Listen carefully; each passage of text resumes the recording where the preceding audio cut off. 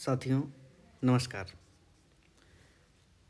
आप लोग बहुत दिन से डिमांड कर रहे थे, जो हमारे नए साथी तैयारी करने वाले हैं, कि बुक लिस्ट बताइए।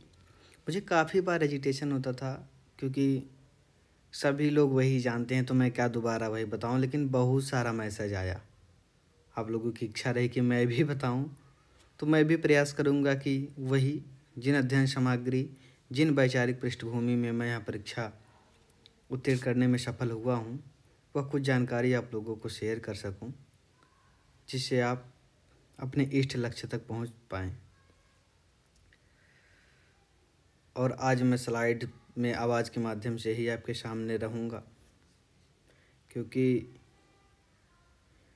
या तो आप दृश्य रूप में ही संभव है वार्तालाप, या तो मौखिक रूप से कुछ पृष्ठों के द्वारा। तो आज मैं इसी स्वरूप में आपसे पेश आऊँगा। यूपीएससी के विभिन्न पहलू की चर्चा होगी। सबसे पहले आप सभी को नव वर्ष 2024 की हार्दिक शुभकामनाएं।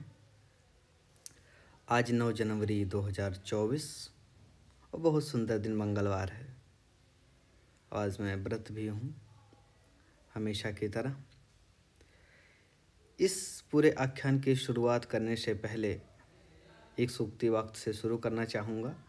योगः कर्मस कौशलम। ये अपने आप में बहुत ही पावरफुल शब्द है। योग, योग का मतलब जोड़ना भी होता है। आप इसके विभिन्न अर्थ निकाल सकते हैं, चाहे योग आसन वाला योग, जिसमें हम प्राणायाम विभिन्न माध्यमों के द्वारा अपनी सांस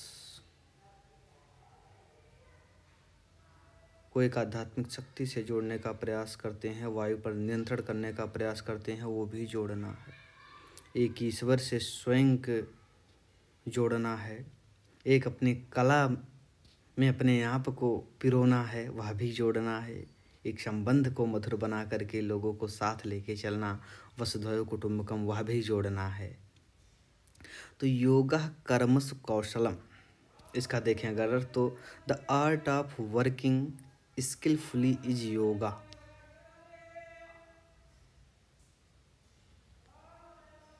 मतलब कि किसी भी कार्य को कुशलता पूर्वक करने की कला ही योग है। कहते हैं योग सिद्धि का पर्याय है। तो कितना आप स्मार्ट तरीके से, कितना ही संसाधनों का कम अपव्यय करके आप अपना इष्ट प्राप्त करते हैं, वही योग है। योग तो शुरू करते हैं। कुछ ऐसे ही खास जर्नी संघ लोक सेवा आयोग की सिविल सेवा परीक्षा की है, जो एक तरीके से योग ही है। आप सन्यासियों की तरह लगे रहते हैं अपने इष्ट लक्ष्य की तरफ। तो हम संक्षेप में चर्चा करेंगे सब पहलुओं पर। थोड़ा यह वार्तालाप लंबा हो सकता है, लेकिन आप धैर्य बनाए रखें। जब आप ही लोगों की डिमांड थी, तो बात भी आप ही लोगों की जाएगी। इसमें हम चर्चा करेंगे कि एकदम शुरुआत से संघ लोक सेवा आयोग सिविल सेवा परीक्षा क्या है, इसके बारे में विभिन्न प्रश्नोत्तरियों के माध्यम से, फिर अंत में कि कैसे क्या अध्ययन सामग्री को हम अपना करके अपने लक्ष्य तक पहुंच सकते हैं। धैर्य बना करके आप लोग सुने, खास करके जो इस परीक्षा में आना चाहते हैं, क्योंकि बहुत सारा जो रिक्वेस्ट आया है वो उन बच्चों से आया है जो ग्रामीण पृष्ठभूमि से बिलोंग करते हैं, जो भी अपनी आरंभिक कक्षाओं में हैं। उन्हें वह समग्र जानकारी कैसे हो, यह परीक्षा क्या है। तो बहुत ही साधारण और मूलभूत तरीके से मैं चर्चा करने का प्रयास करूँगा। काफ़ी तो 10वीं 11वीं 12वीं में पढ़ रहे हैं, जाहिर सी बात है कि वे अपेक्षा जताते हैं जान करके कि मैं भी उसी पृष्ठभूमि से आया हूँ। उन्हीं आम बच्चों के बीच में यह सपना देखा और माता पिता के आशीर्वाद, ईश्वर की कृपा से सफल करने में कामयाब रहा। तो शुरू करते हैं। यूपीएससी सीएससी यह क्या है? सबसे पहली बात कि यह क्या है। वास्तव में संघ लोक सेवा आयोग की एक संवैधानिक निकाय है। इसके बारे में आप पढ़ेंगे, विभिन्न आर्टिकल में दिया गया है। तो यह कुछ संवैधानिक सेवाएं जो राजपत्रित सेवाएं हैं, समूह का खा की, इन सब का लिए परीक्षा का आयोजन कराता है। इसमें एक चेयरपर्सन होते हैं और मेंबर्स होते हैं। अभी जो हमारे यूपीएससी के अध्यक्ष हैं श्री मनोज सोनी सर। तो यह निकाय कौन कौन सी परीक्षाएं आयोजित कराता है?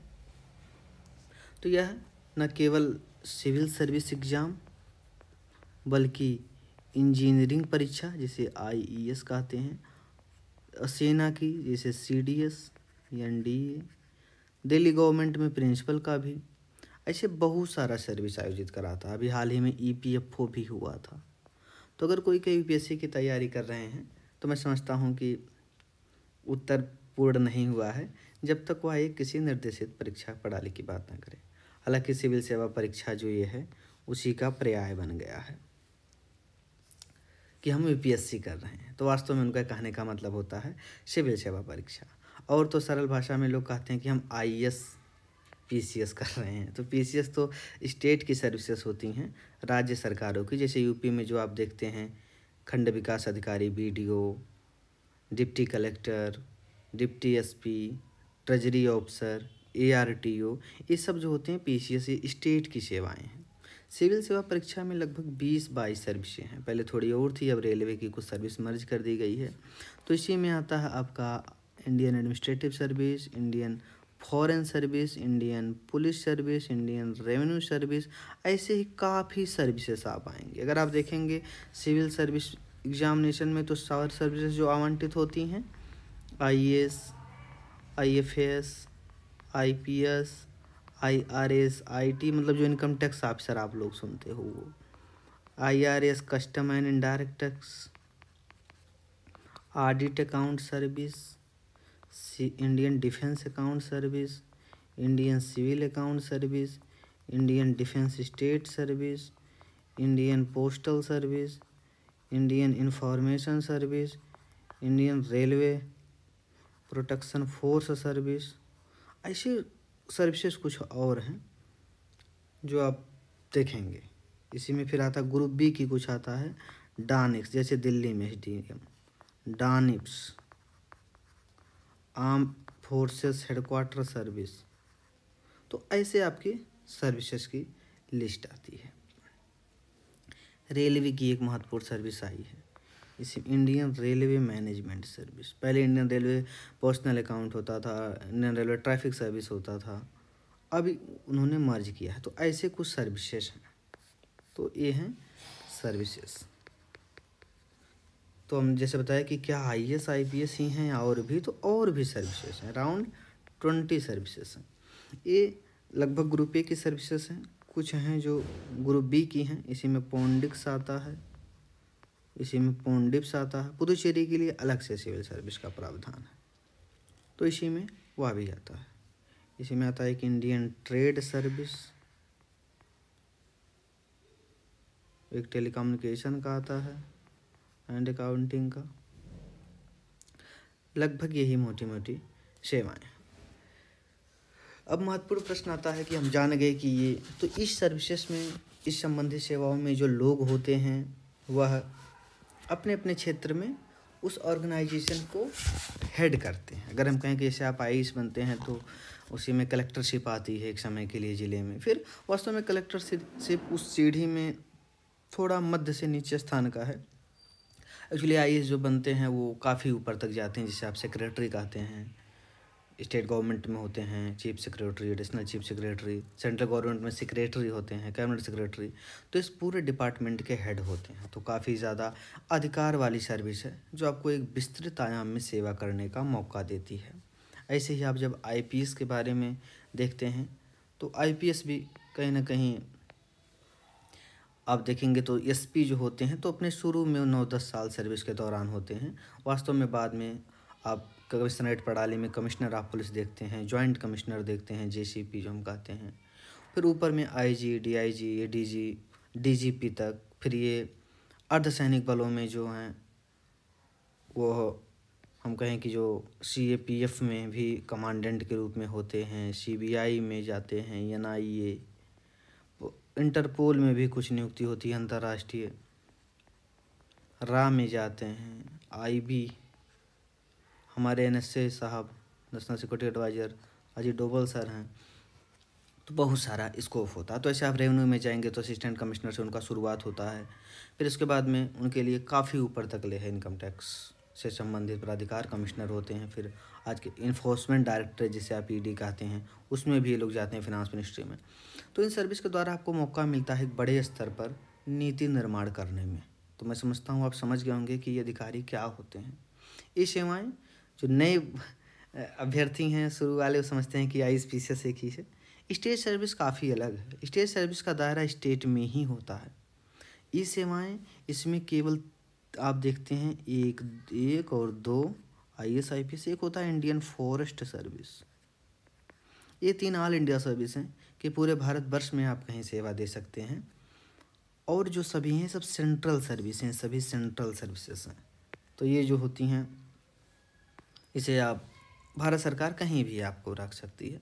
इसमें आप नियुक्त तो होते हैं आईएएस आईपीएस में केंद्र के द्वारा, काफ़ी समय आप स्टेट में सेवा देते हैं। तो आप समझ चुके होंगे क्यों आए। जाहिर सी बात है कि अगर आप सेवाओं के बारे में जानेंगे तो आप खुद ही समझेंगे हम क्यों आना चाहें। एक तो सबसे आरंभिक बात होती है झूठ ना बोलते हुए लोगों की, एक उनको मौद्रिक सुरक्षा मिले। हम आप हैं परिवेश में, अगर कोई घर में नहीं होता पैसा अर्जित करने वाला, तुम सोचते हैं कोई सरकारी सेवा पाएँ। गांव में कहावत है कि नौकरी सरकारी, पहले लोग कहते थे नहीं तो बेचो तरकारी। हालांकि अब काफ़ी ज़माना बदल चुका है। अब हम बहुत एंटरप्रेन्योरशिप कर रहे हैं, उद्यम कर रहे हैं, उसमें भी ठीक ठाक मौद्रिक आय हो रही है। तो पहला तो यही होता है क्यों आएँ, तो आपका हम कहें एक सैलरी सुरक्षा होती है, वेतन की सुरक्षा की नियत रूप से मिलती है। आप अपने परिवार के लिए सुविधाएं कर सकते हैं कि जो रोज़मर्रा की ज़रूरतों से जूझ रहे होते हैं। तो इन सेवाओं में आने पे एक जो मौद्रिक सैलरी आपको मिलती है उससे उनकी ज़रूरत, लगभग बेसिक ज़रूरत आप पूरा कर पाते हैं।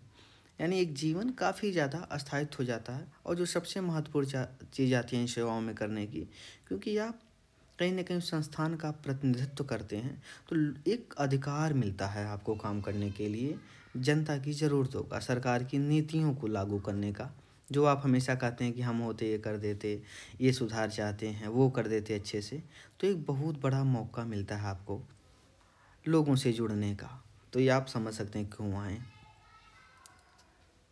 अवसर की बात करें तो बहुत ही कम उम्र से अवसर मिलने लगता है। 21 वर्ष की आयु के बाद आप इसमें परीक्षा दे सकते हैं। स्नातक होना चाहिए किसी भी से, आप लॉ हों, बीबीएस हों, आईटी हों, साधारण स्नातक हों, ह्यूमैनिटी बैकग्राउंड से जिसे हम बीए कहते हैं गाँव में, बीकॉम, इन सब से हों, आपको मिलता है। और इस परीक्षा को देने के विभिन्न श्रेणियों में मिलता है। जैसे जनरल में आपको 6 अटैम्प्ट मिलते हैं, ओबीसी के लिए आपको 9 अटैम्प्ट मिलते हैं, और एससी एसटी कैंडिडेट्स के लिए उनकी उम्र सीमा तक अटैम्प्ट मिलता है। आप दे सकते हैं आयु तक जितना उसमें उल्लिखित आयु हो। जैसे जनरल में 32 साल लगभग है, ओबीसी को 3 साल छूट 35, और एससी एसटी में 37 वर्ष है। तो आप नोटिफिकेशन में पाएंगे। क्यों यह परीक्षा कठिन है, एक महत्वपूर्ण बात। हमारे साथी इस परीक्षा में जाने से पहले, जाहिर सी बात है, मैं जब तैयारी करने आया था तो काफ़ी आप सुनने को पाते हैं बहुत कठिन है, बहुत साल लग जाएंगे, नहीं होगा, अरे किसी को नहीं हुआ कैसे हो जाएगा, गांव के लड़कियों के लिए थोड़ी नहीं परीक्षा बनी है। बहुत सारा आप बात सुनते हैं। जाहिर सी बात है कि हाँ, काफ़ी हद तक सही भी है, लेकिन इसमें किसी प्रकार का वैसा विरोधाभास नहीं है कि आप गांव से आ रहे हैं, शहर से आ रहे हैं, अमीर हैं, गरीब हैं। नहीं, हमें कह सकते हैं कि उसको लिए केवल मेरिट चाहिए, आपके अंदर योग्यता चाहिए, आप सब कुछ प्राप्त कर सकते हैं। आप कर्ण को देखें, अगर इतिहास में जाना हो, एकलव्य को देखें, तो योग्यता ही सबसे बड़ा वीर का परिचय होती है, और किसी भी प्रकार की बंदिशें नहीं आती हैं। तो ये परीक्षा इसलिए कठिन है क्योंकि पदों की संख्या कम है। सबसे महत्वपूर्ण बात किसी चीज़ में यही होती है। अगर 100 पद हों, 100 अभ्यर्थी हों, तो क्या कुछ नहीं कठिन है, फॉर्म भरने से हो जाएंगे। पद मुश्किल से 1000 के आसपास आते हैं। धीरे धीरे आवेदक की संख्या बढ़ रही है। तो आवेदन अगर आज आप देखेंगे तो 10 लाख के राउंड जा रहा है। फिर महत्वपूर्ण बात, पेपर का जो पैटर्न है वो थोड़ा सा कहीं ना कहीं बहुत विस्तार लिए हुए है, पैटर्न व्यापक है। आप देखेंगे तो दुनिया की अगर सबसे कठिन परीक्षाओं में देखें तो संघ लोक सेवा आयोग की सिविल सेवा की परीक्षा लगभग पहले दूसरे टॉप 5 में आती है, नीट और जेईई की तरह। तो ये पैटर्न काफ़ी व्यापक होने से यह कठिन है। तो ये है महत्वपूर्ण बात, पदों की संख्या, आवेदक ज़्यादा हैं, और सबसे महत्वपूर्ण पैटर्न इनका जटिल है, जो 3 स्तर पे है, जिसे आप कहते हैं प्री, मेंस, इंटरव्यू। असफलता क्यों ज़्यादा है? तो मैं समझता हूँ इसका जवाब आप कहीं ना कहीं ऊपर से ही पा गए होंगे कि आवेदक और इन्हीं सब बातों से असफलता। जाहिर सी बात है, जो सफल होंगे, जो नहीं किंचित कारणों से रह पाए, उनको लोग जबाना असफल ही बोलता है। आगे हम बढ़ेंगे, कौन लोग आए। तो अब जब आप, मैं समझता हूँ काफ़ी कुछ ऊपर मिल चुका होगा कि जो ये चीज़ें चाहते हैं, और सभी ये बात चाहते हैं भाई, परिवार की सुरक्षा हो, सामाजिक सुरक्षा हो, वेतन सुरक्षा हो, लेकिन हाँ सबसे महत्वपूर्ण बात कि जिनका मुख्य ध्येय केवल पैसा कमाना ही ना हो, जिनमें वह भाव हो कि मैं राष्ट्रीय सेवा में योगदान देना चाहूँगा। आप देखेंगे बहुत सारे ऑफिसर हैं जो नित उन्हीं लक्ष्य में लगे हुए हैं, क्योंकि आप पैसा कमाने को देखेंगे तो आज के समय में इतने सारे उद्यम हो रहे हैं कि काफ़ी लोग काफ़ी कम समय में, देखो भारत में कितने सारे यूनिकॉर्न हैं कम टाइम में। यूनिकॉर्न मतलब कि वह कंपनी जो $1 बिलियन जिसका मार्केट कैपिटलाइजेशन हुआ हो, तो बहुत बड़ा स्तर का हो जाता है। लेकिन सब लोग पैसा कमाने के लिए आप स्वयं कोई भी उद्यम खोल करके उस क्षेत्र में जा सकते हैं। प्राइवेट सेक्टर में ठीक ठाक है, क्योंकि अगर आपका उद्देश्य केवल और केवल पैसा होगा तो शायद यह क्षेत्र ज़्यादा बेहतर ना हो। क्योंकि आप देखेंगे काफ़ी लोग इस सर्विस में आकर के भी फिर अपना उद्यम खोले हैं, उनका एक अलग ही मोटो था। रोमन सैनी सर को आप देखेंगे तो अनअकैडमी चलाते हैं, आज कितने बड़े स्तर पर एडटेक के सेक्टर में आगे गए हैं। तो वो इस सेवा से उठ करके दूसरे क्षेत्र में जो क्रांति लाना चाहते थे तो उसमें सक्षम भी हुए। तो आप देखें कि आपका मेन मोटो क्या है। बहुत लोग किसी घटना से प्रेरित होते हैं, कोई चीज़ देखते हैं उनके परिवार में घटित हुई होती कि इसमें सुधार करना है, या राष्ट्रीय स्तर पर देखते हैं। तो काफ़ी लोग अगर देखेंगे, काफ़ी हैं कि भाई बहुत पैसा कमा रहे थे बाहर, कटारिया साहब से लेकर के देखोगे तो विदेशी कंपनियों में काम कर रहे थे, कितना अच्छा खासा पैसा था। विशाखा मैडम जी हुई, लेकिन उन लोग सोचे कि हम जाकर के फील्ड में काफ़ी अपने ज्ञान का उपयोग कर सकते हैं, कुछ परिवर्तन ला सकते हैं, राष्ट्र की प्रगति और विकास में अपना योगदान दे सकते हैं। तो वो लोग भी आए और सिविल सर्विस को क्लियर किए। तो आप देखेंगे एक तरफ आप देखते हैं कि कितना कठिन है, दूसरी तरफ आप देखते हैं कि आकर के लोग कितना कम समय में भी उस बात को हासिल कर रहे हैं। अब हम बात करेंगे आगे कि कैसे क्या वो कर रहे हैं, कैसे हो रहा है।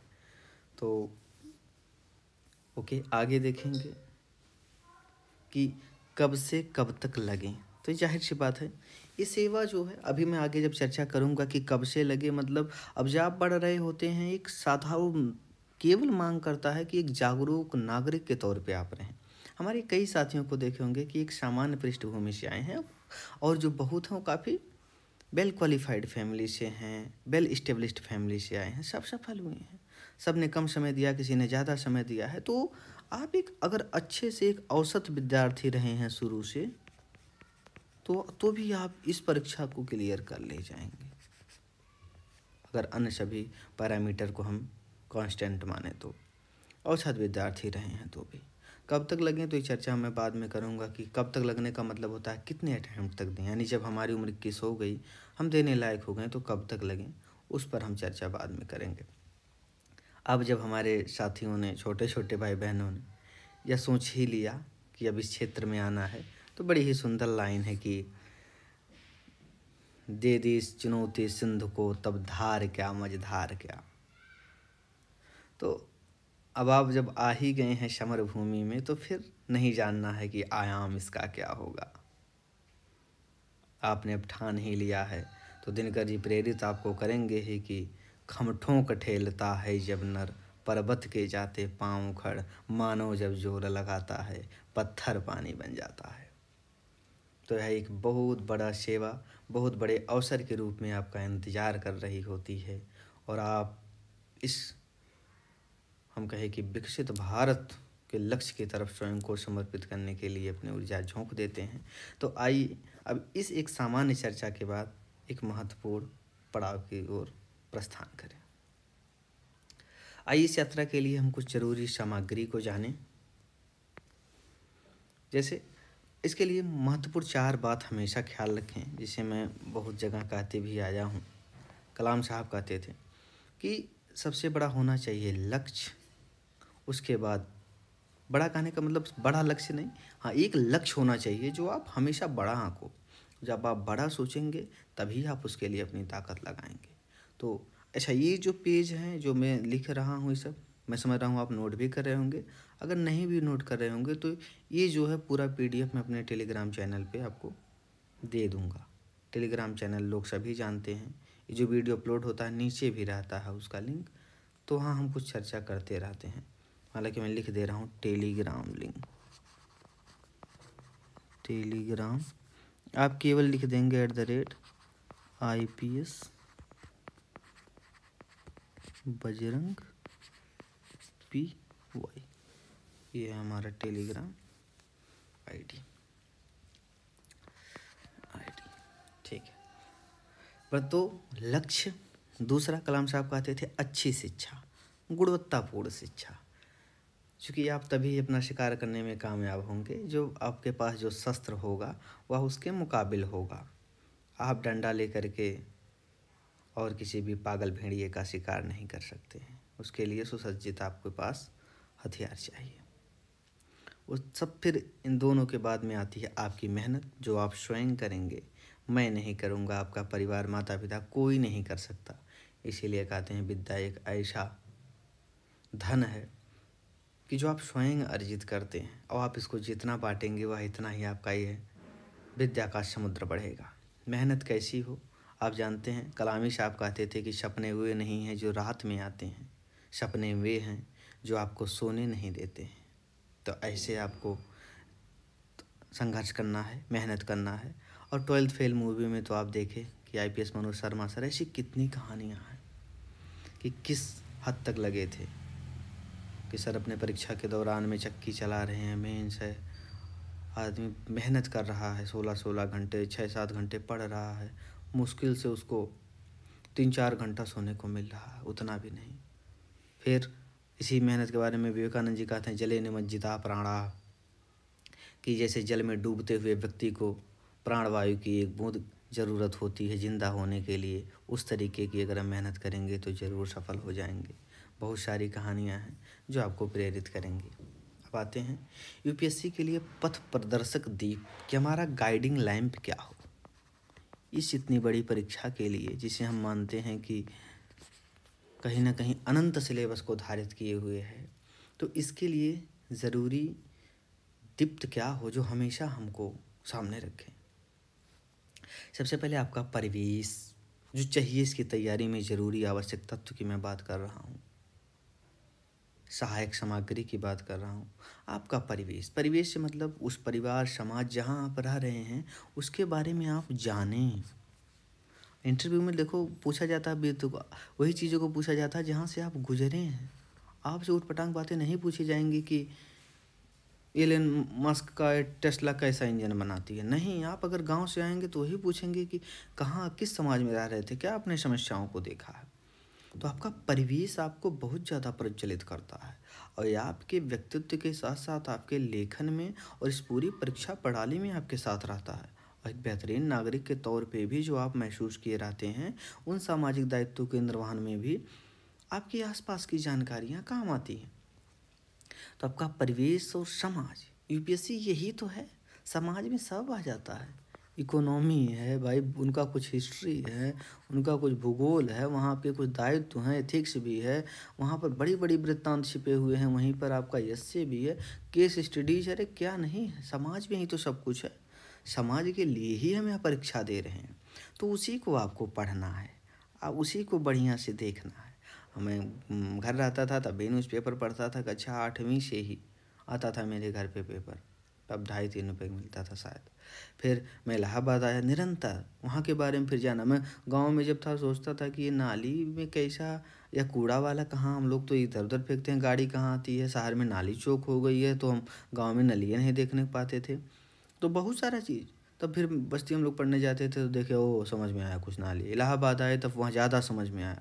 तो हम पेपर ले रहे होते हैं तो अगल बगल की चीज़ों को जान रहे होते हैं। पेपर ही आपको रोज़ बताता है आपके अगल बगल क्या हो रहा है। वास्तव में अखबार के द्वारा आप ज़्यादा जागरूक होते हैं। रोज़ आप पढ़ेंगे कि यहाँ लगा, वहाँ उन लोगों ने हंगामा किया, आज हड़ताल किया है, प्रदर्शन किया है, कलेक्टर को ज्ञापन दिया है। वो आप सोचेंगे ज्ञापन माने क्या, तो राष्ट्रपति को, राज्यपाल को कलेक्टर के माध्यम से दिया गया है। आज एसपी साहब का लोगों ने कार्यालय पे धरना दिया, ये मांग कर रहे हैं। तो आप बहुत कुछ चीज़ समझते हैं। तो यानी इन जानकारियों का स्रोत कुछ तो आप स्वयं जान रहे हैं परिवार के द्वारा, लोगों घर आपके पिताजी माताजी तो दोस्त मित्र सब बताते हैं आज यहाँ हुआ वहाँ हुआ, लेकिन अन्य महत्वपूर्ण जानकारियाँ अखबार के द्वारा आप पा रहे हैं। वास्तव में ये सबसे महत्वपूर्ण तैयारी आप कर रहे हैं। एक लोग कहते हैं कि ठीक है भाई, तैयार ज़्यादा समय हो गया तो लोग 2 साल में अखबार पकड़ते हैं, सिलेक्शन होते हैं, अच्छी बात है। लेकिन अगर आप शुरू से पढ़ रहे हैं तो सिलेक्शन होना ना होना अलग बात है। आप जान रहे हैं एक नागरिक के तौर पे कि हमारे राष्ट्र में क्या हो रहा है, हमारे अगल बगल क्या हो रहा है।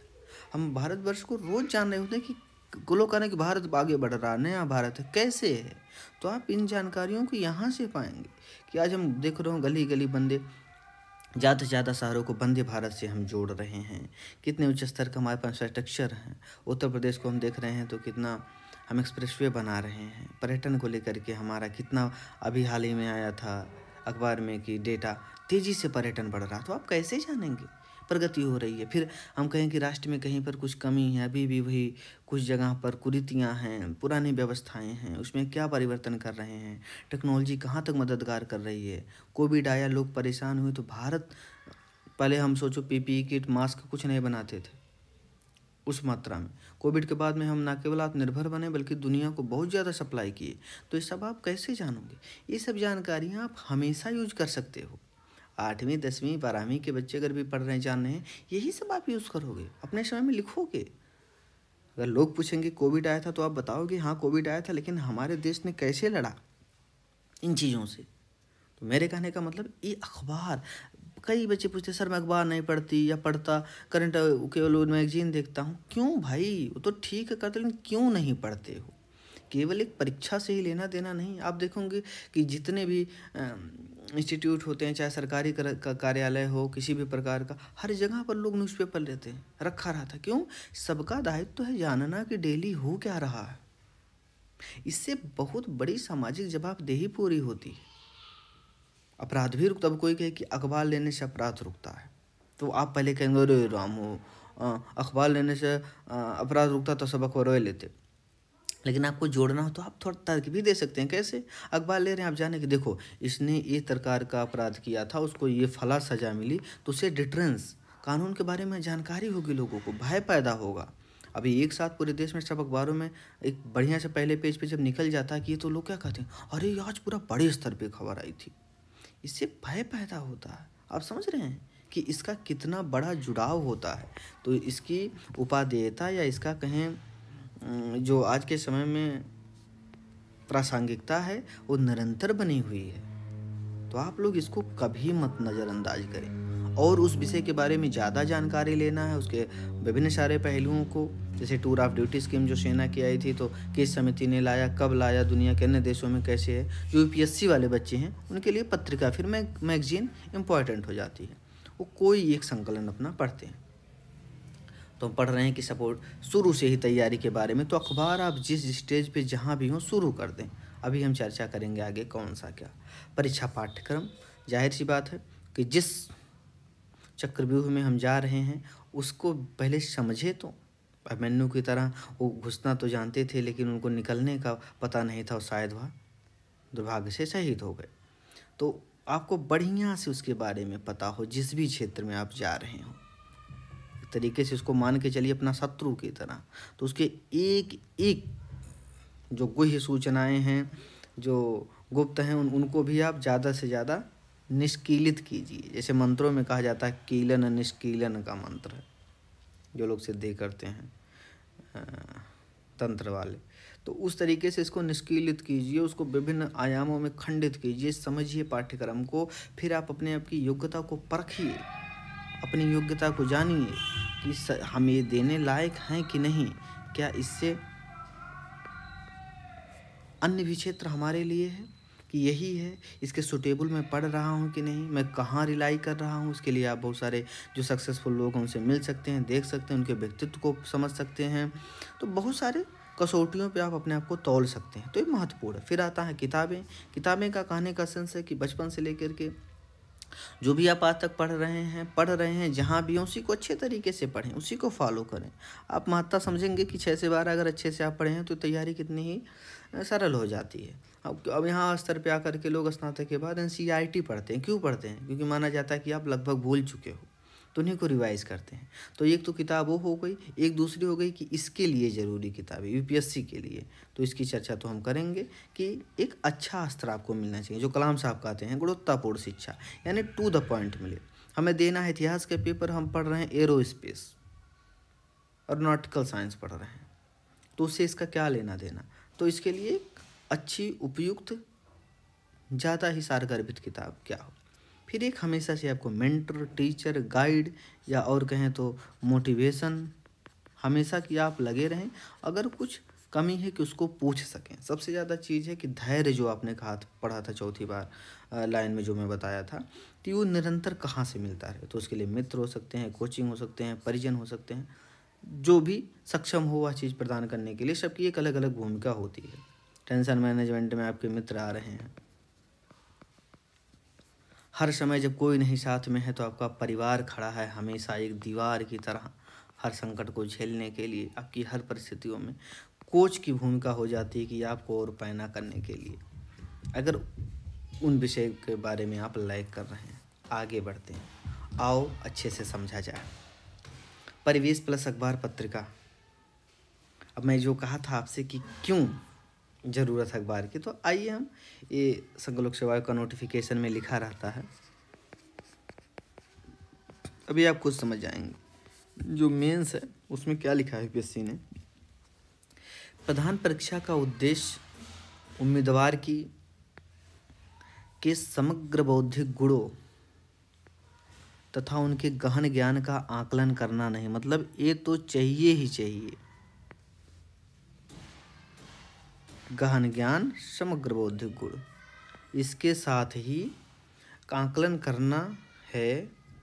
मतलब कि मात्र उनकी सूचना के भंडार तथा स्मरण शक्ति का आकलन करना नहीं। जो लोग रट्टा मार की बात करते हैं तो समझ लें कि मात्र केवल रट्टा मार और जो आप रखे हैं याद करके नॉलेज, उसी का नहीं, उसका उद्देश्य ये भी है कि समग्र बौद्धिक गुण की कितना व्यापकता में वो चीज़ों को जानता है। भले ही आप कम जानते हो, लेकिन कितना ही कंक्लूसिव रूप से आप जानते हैं और कितना ही अच्छी तरीके से उस चीज़ को आप समझे हैं। तो ये रहती है UPSC की महत्ता, हम कहें। फिर आगे पढ़िए क्या लिखा है कि समान अध्ययन के प्रश्न पत्र 2 से प्रश्न पत्र 5, ये जो है अगर आप देखेंगे, ये मेंस के बारे में हम बात कर रहे हैं। मेंस के तो 2 से 7 मतलब वही GS के जो चारों पेपर हैं, 1, 2, 3, 4 के प्रश्न पत्रों का स्वरूप तथा इनका स्तर। अरे बाबूजी, आपको क्या हो गया? स्तर ऐसा होगा कि कोई भी सुशिक्षित व्यक्ति बिना किसी विशेष अध्ययन के, कोई भी सुशिक्षित व्यक्ति, देख लीजिए, बिना किसी मास्टर PhD नहीं करना है, विशेष अध्ययन के इनका उत्तर दे सके। प्रश्न ऐसे होंगे जिनसे विविध विषयों पर उम्मीदवार की सामान्य जानकारी, इसलिए मैं कहता हूँ कि इसके लिए आपको जनरल फिजिशियन बनना है, MD करना है, EMS नहीं, गायनी का, ENT का, इन सब चीज़ों का सामान्य जानकारी का। एक कलेक्टर हर चीज़ों के बारे में जानकारी रखता है, रादर देन कि उसका डॉक्टर हो। दर्द कोई करेगा तो कहेगा पैरासीटामॉल खा लो भैया, कुछ आराम मिल जाएगा। अब आप कहेंगे नहीं सर यही वाला दर्द है, तो उसके लिए वो नहीं बना है। तो सामान्य जानकारी का परीक्षा, जो सिविल में कैरियर, ये भी नहीं कि ऊट पटांग, जो आपके कैरियर में आगे मिलेंगे भाई। कहीं पर अगर कुछ तनाव हुआ है लोगों के बीच में एक पुलिस के रूप में, तो आपको उस चीज़ के बारे में तो जानना चाहिए ना कि सिचुएशन कैसे कंट्रोल करेंगे। कोई अफवाह से अगर कोई दंगा भड़का है तो नियंत्रण करने की जानकारी आपको होनी चाहिए ना। तो वही बात कर रहा है, करियर से संबंधित प्रश्न इस प्रकार के होंगे जो सभी प्रासंगिक विषयों के बारे में उम्मीदवार की आधारभूत समझ, परस्पर विरोधी सामाजिक आर्थिक लक्ष्यों, उद्देश्यों, मांगों का विश्लेषण, इन पर दृष्टिकोण अपनाने की क्षमता का परीक्षण करेंगे। उसके पक्ष विपक्ष में आप सोचने लायक हों, उम्मीदवार संगत, ये सबसे महत्वपूर्ण है, सार्थक और सारगर्भित उत्तर दें।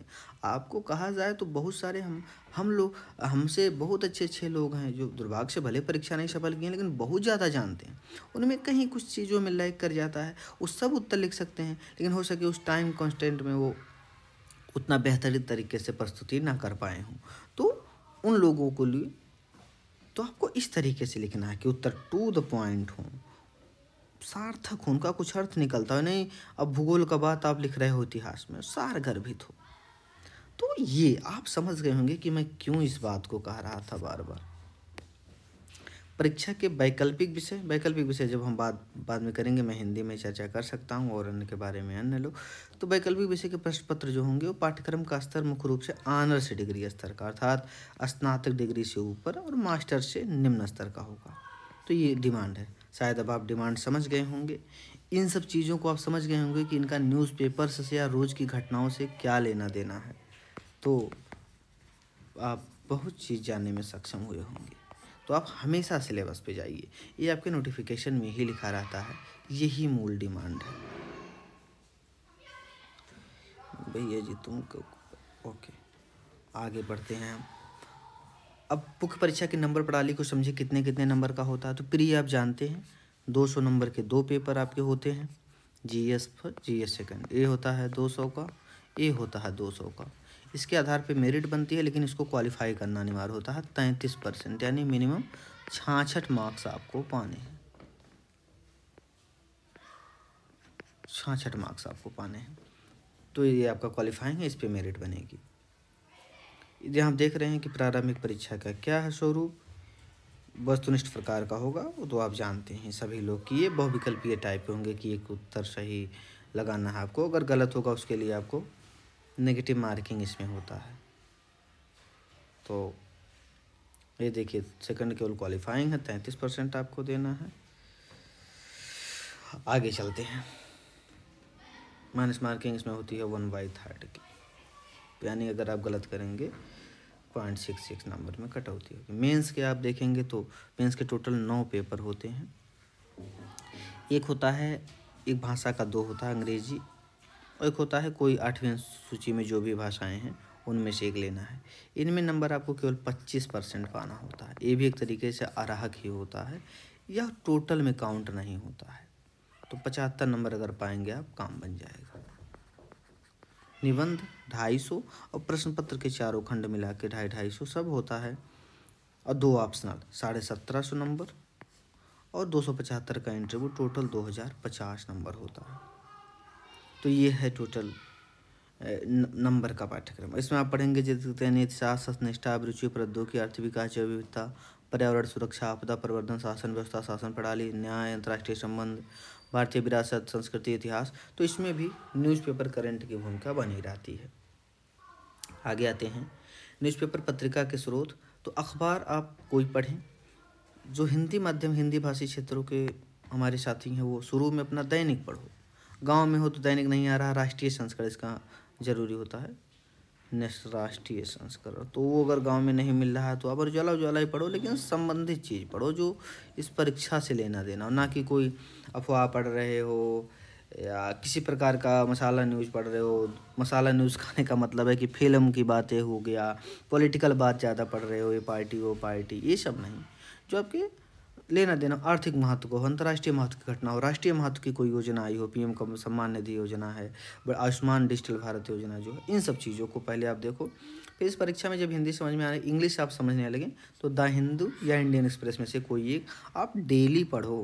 पहले समझने पढ़ने में 1-2 घंटा लगता है, जब आप शुरू करते हैं तो लगभग 2 घंटे लग जाते हैं पेपर पढ़ने समझने में, लेकिन जब 1 साल हो जाता है तब आप घंटे भर में निपटा दोगे सब। तो 1 आवर सफिशियंट हो जाता है। ये हमेशा पढ़ो, कोई कितना भी कहे कि ये मत पढ़ो वहाँ से हो जाएगा, लेकिन पढ़ो। न्यूज़पेपर की आदत से डाल लो। अभी मैं डेली न्यूज़पेपर पढ़ता हूँ, तो आप जानो। पत्रिका कोई भी एक पढ़ो जब इस तैयारी के फेज़ में आप आ जाओ। विजन की है, दृष्टि की है, निर्माण की है, संस्कृति की है, दीक्षांत, बहुत सारी कोचिंग संस्थान का। अच्छा, आखिर इन कोचिंग संस्थानों का ही क्यों पढ़े, ये क्वेश्चन आ जाता है जब भाई सब कुछ हम पढ़ रहे हैं बाहर का। इसलिए क्योंकि इनमें काफ़ी कंपाइलेशन होता है। वो लोग अब आपको इसको नहीं पढ़ना तो आप देखो पीआईबी साइट देखो, पीआरएस देखो, पर्यावरण देखो, रैंडम देखो, रैंडम साइट्स देखो, डाउन टू अर्थ, इन साइट्स पे पढ़ो, तो बहुत सारे स्रोत होता है जानकारियों का। तो ये लोगों की टीम होती है जो इन चीज़ों को कंपाइल करती है, इनको एक जगह आपको उपलब्ध कराती है, मुश्किल से महीने भर की न्यूज़ 100-150 पेज में। तो ये आपके पास में एक महत्वपूर्ण भंडार हो जाता है। तो इन सब जितने भी संस्थान हैं इसकी आप पढ़ सकते हो। फिर टाइम मिले, जैसे आया भारतीय न्याय संहिता, भारतीय नागरिक सुरक्षा संहिता, भारतीय साक्ष्य संहिता, जैसे भारतीय न्याय संहिता आया है आईपीसी के दर पे, ए आया है सीआरपीसी के दर पे, ए आया है इंडियन एविडेंस एक्ट के स्थान पे। तो इन सब चीज़ों के बारे में जो जानकारी 100-150 पेज का ये सब पूरा कानून ही है। कुछ जानकारी लेना चाहो तो पीआरएस के साइट पे महत्वपूर्ण है। कितने सारे विधेयक पास हुए हैं, कितना पेंडिंग है पार्लियामेंट में, क्या है, सब वेबसाइट पे है। भारत सरकार की वेबसाइट संसद पे आप जाएंगे, बहुत सारा जानकारी है, वहाँ भी आप पा सकते हैं। पर्यावरण के लिए इसको देखो, WII-INVIS.NIC.in, यहाँ पर जितने टाइगर रिजर्व हैं, रामसर साइट्स हैं, बायोस्फीयर रिजर्व है, सब जानकारी इस पे है। रैंडम साइट में आपको इसे कहा, जैसे WTO का देख लिया, कोई जानकारी आया, IMF देख लिया, ट्रैफिक देख लिया जो जियो को हम कहें कि तस्करी रोकने के लिए है, साइट्स हो गया, UNEP हो गया। हम जो कॉप के बारे में देख रहे हैं, COP 26, 27, इनका जानकारी, UNFCCC, काफ़ी सारे रैंडम साइट को आप जब अखबार पढ़िए, कुछ चीज़ लगे खास है तो उसको डायरेक्ट सर्च कर लीजिए। काफ़ी बार UPSC जो है यही पूछता है कि इसका उद्देश्य क्या है, साइट्स का, UNEP का, COP 27 का। तो आप समझ पाते हैं कि ये उसी पहले ही लाइन में वो बात लिखी होती है। तो ये हो गया किताब के बारे में आप बहुत सारा बात जानते हैं। मैं मोटा मोटा किताबों की चर्चा कर दे रहा हूँ। ये लिस्ट आपको बाद में सौंपी जाएगी, आप लोग वो लिस्ट खुद ही पाएंगे। प्री मेंस के लिए समग्र रूप से बात करें तो जीएस फर्स्ट हम देख रहे हैं। पहले इतिहास में तो आप NCERT, अच्छा जो बिगिनिंग फेज में है, 1.5 साल पहले तैयारी शुरू किए हैं, 2 साल पहले शुरू किए हैं, तो आप NCERT 6 से बार पढ़ जाइए। वैसे एक बार पढ़ेंगे तो बहुत चीज़ें याद आ जाएंगी। 6 से क्यों कुछ कहा जाता है, जैसे महत्वपूर्ण होता है ऊपर वाली क्लासों का, लेकिन इसलिए कि 6 वाले में बेस होता है। आप लोग जानते होंगे कि 9 में जो साइंस आप पढ़ते हैं वही 11 में रहता है, 10 वाला 12 में रहता है, उसी का विस्तार। तो ऐसे ही एक छोटे स्तर से आपको समझने में मदद करता है कहानी में, क्योंकि चीज़ें कहानी ये वन लाइनर एग्जाम नहीं है कि ये फला फला फला टिक मार दिए हम हो गए। तो इसलिए आपको कहा जाता है। तो जैसे हम कहें 6, 7, 8 की जो है एक तरीके से प्राचीन, मध्य, आधुनिक भारत का इतिहास का संक्षिप्त परिचय है, हमारे अतीत 1, 2, 3 नाम से, तीनों क्लासेस की। तो बहुत बढ़िया जानकारी देता है, बहुत मज़ा आता है पढ़ने में। 9, 10 देखेंगे तो भारत और समकालीन विश्व के बारे में है। 9वीं वाली खासकर विश्व इतिहास से, इसी का हम कहें तो विस्तृत में 11 में दिया हुआ है। भारत में राष्ट्रवाद कैसे हुआ, आधुनिकीकरण कैसे हुआ, औद्योगिकीकरण, ये सब के बारे में 10वीं NCERT है। फिर 12 में 3 हैं जो हैं भारतीय इतिहास के कुछ विषय नाम से, भारतीय इतिहास के कुछ विषय, तो इन्हीं का विस्तृत रूप है 6, 7, 8 वाले का। तो आप पढ़ेंगे सब समझ में। तो एक बार इसको आप पढ़ के ख़त्म कर देंगे तो फिर अन्य जो किताब पढ़ेंगे ज़्यादा समझ में आएगा।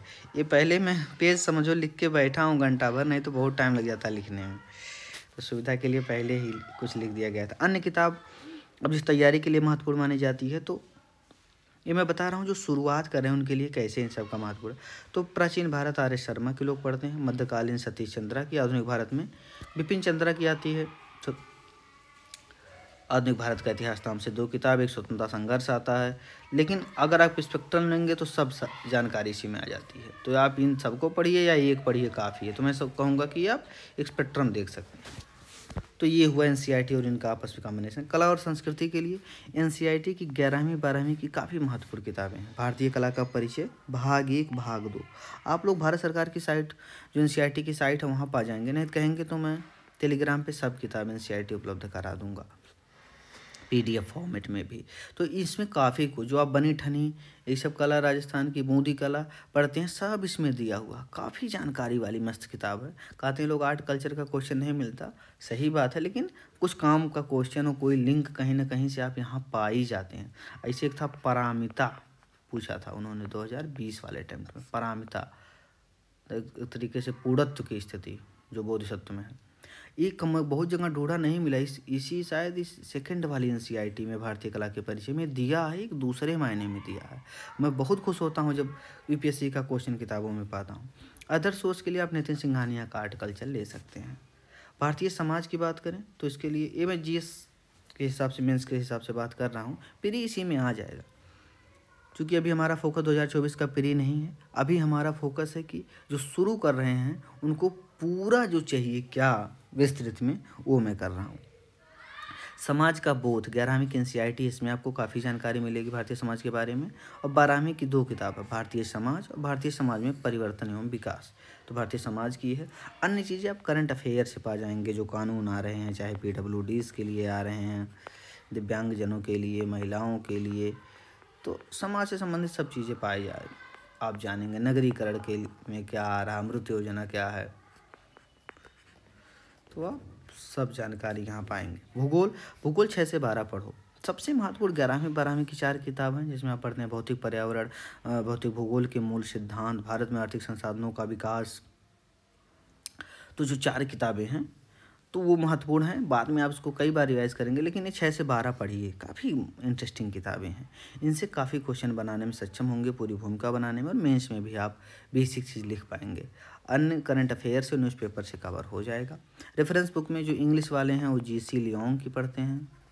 हिंदी वालों मैं तो यही सबसे काम चला लिया था और नोट्स मिल गया था कुछ वही, और नहीं तो आप इसमें बर्नवाल की है। एक्चुअली मैं पहले ज्योग्राफी ऑप्शन लेना चाहता था, तो 4-6 महीना में पढ़ लिया था। वो बड़ी किताबें इसकी, जैसे माजिद हुसैन सर की हुई, तो ये ऑप्शनल के लिए सब किताबें हैं, ये जानना ज़्यादा जरूरी नहीं है। तो पहले पेपर का तैयारी हो जाएगा। GS2 में शासन व्यवस्था, शासन प्रणाली, सामाजिक न्याय, अंतर्राष्ट्रीय संबंध, सिलेबस। आप इसमें शासन व्यवस्था, शासन प्रणाली 11वीं 12वीं की NCERT पढ़ लीजिए।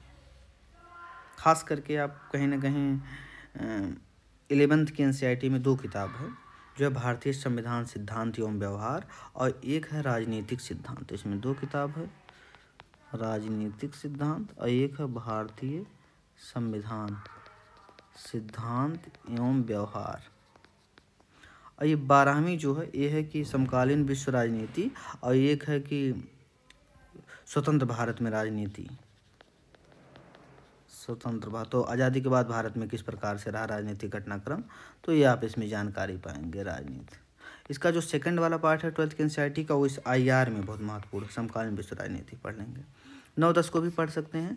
डेमोक्रेटिक पॉलिटिक्स नाम से किताबें हैं, लोकतांत्रिक राजनीति भाग 1 भाग 2, तो ये बेस बनाएंगे। बहुत बढ़िया बढ़िया किताबें, इनको अच्छे से पढ़िए। राजनीतिक सिद्धांत तो काफ़ी इंटरेस्टिंग है, इसमें समानता, स्वतंत्रता, संघवाद, न्यायपालिका, इन सब के बारे में एक ठीक पे पूरा चैप्टर दिया, अधिकार क्या है, तो अच्छे से पढ़ेंगे, बहुत मज़ा आएगा।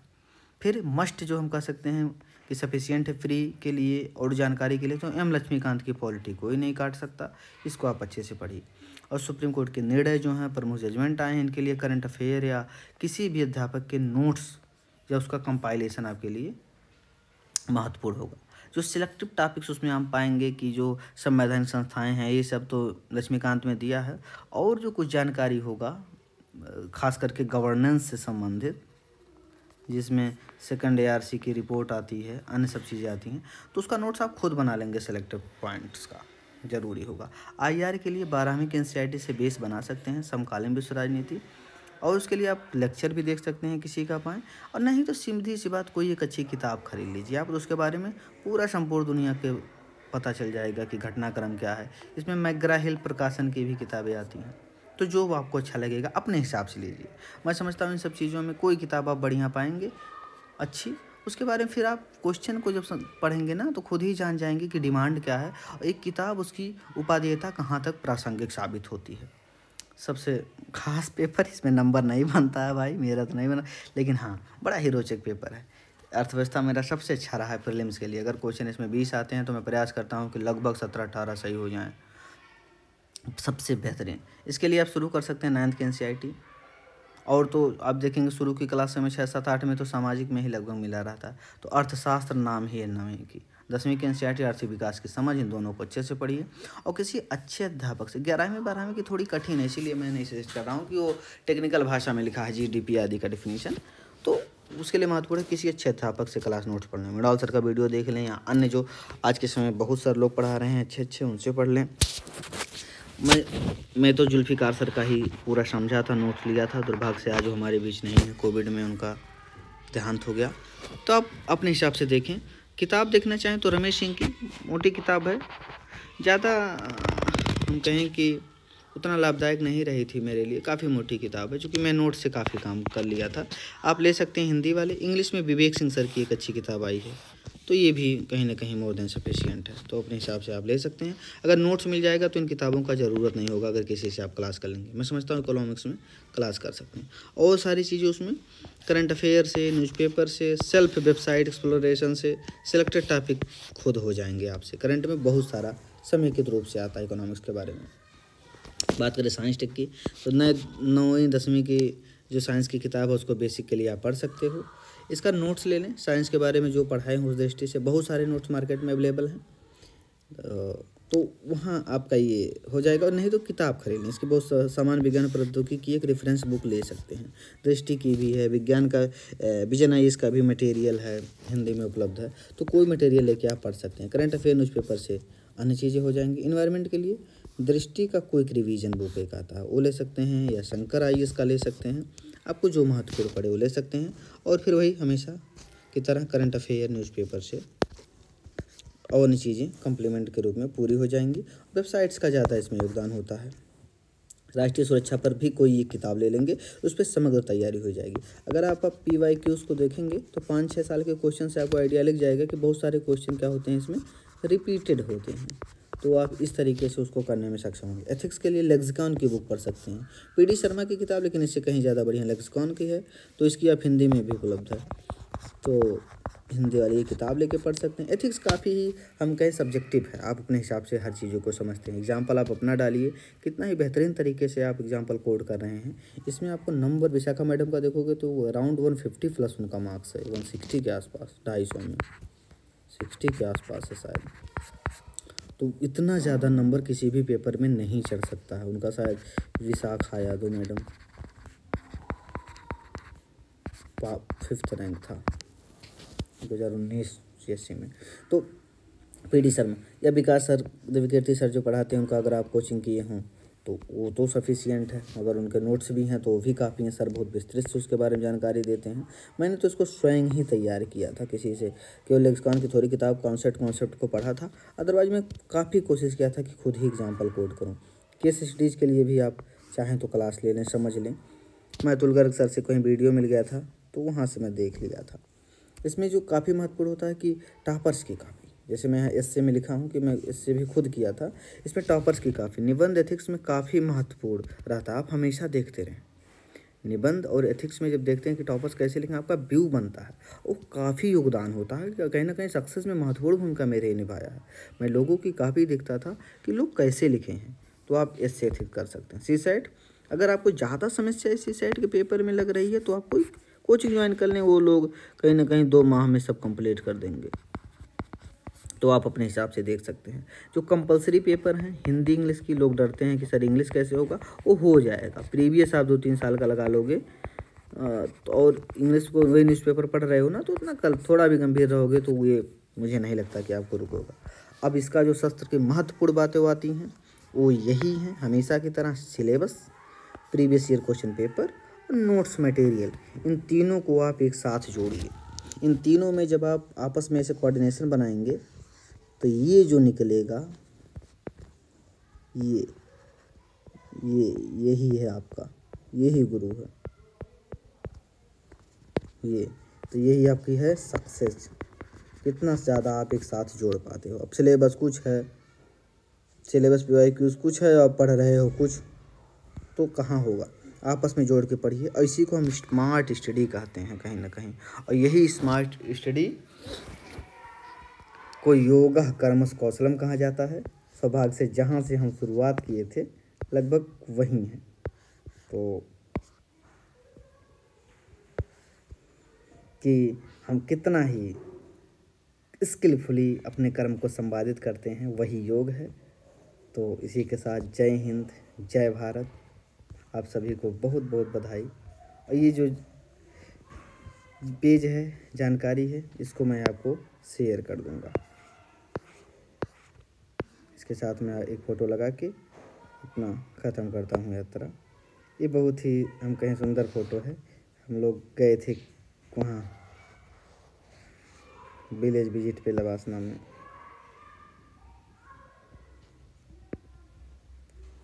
वहाँ का ये तस्वीर है, लोगों को जानने समझने का मौका मिला था। ओके, जय हिंद, जय भारत।